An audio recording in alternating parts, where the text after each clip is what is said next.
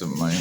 I was gonna like get a Hell's Angel pants, sew it, like make sure I lift weights for 6 months, and just official pants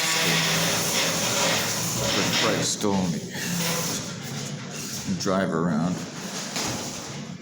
with like I don't know, like if I had money I'd buy Americana. I'm just bugging you guys. But anyways, to that talk, our people in ABC, I know what's going on with you guys.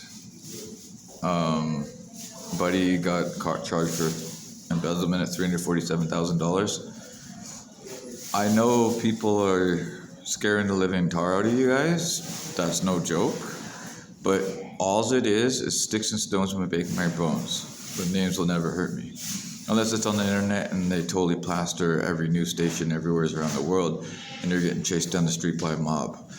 So what's happening for Vancouver, which I suggest, I think, is they are using them and taking probably 20, 30, 40, 50 times as much. So this is why we need you guys to start standing up for yourself. Lobby. And you know what? The worst that you guys probably are is you cheat on your wives or you cheat on your husband. And this is how it goes.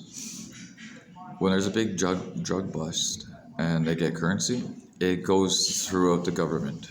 And the people that helped it, and it goes into the finance of the government and to build new roads, schools. They're not going to just burn money.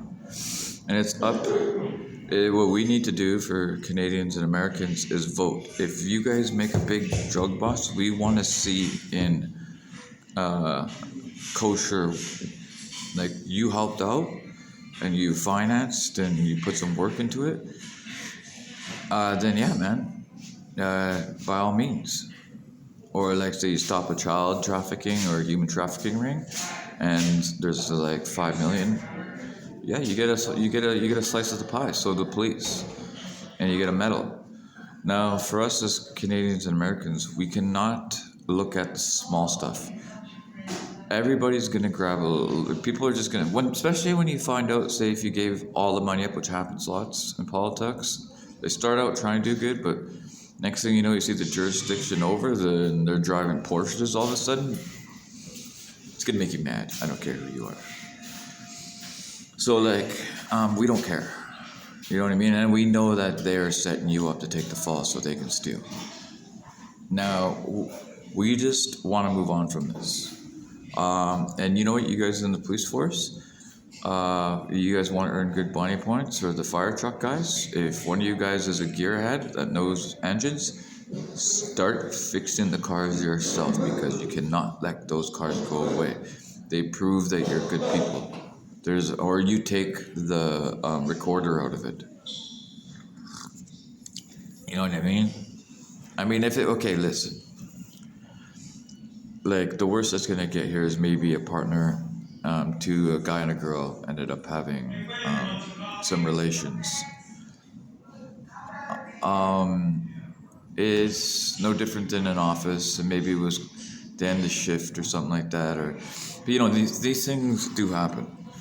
But what we're talking about is we need you guys to either quit and like looking for people. I know what they're doing. They hang on to people like barnacles, and they let you take the blame for the stealing just because you know, maybe you're like that poor mayor in the States. He hung himself because I'm like, what's next? You guys, and I say this online, I was like, what's next? A mayor's gonna come out in high heels and this and that and wear women's underwear? And, you know, they laughed about it, and then they found a guy actually that wore women's underwear, and they outed it as a joke, but it wasn't a joke to him, he killed himself. So for you, like you guys, we need accountability. Remember that young Spanish guy that was handsome that tried to run for mayor? You guys all ganged up on him like a bunch of freaking Neanderthals. Now I'm saying, you are gonna have to go out and start campaigning and showing your face and helping out and fixing this. We need a government body that overlooks renovations. There should be a government building like Third in Ontario that basically you go and get work from.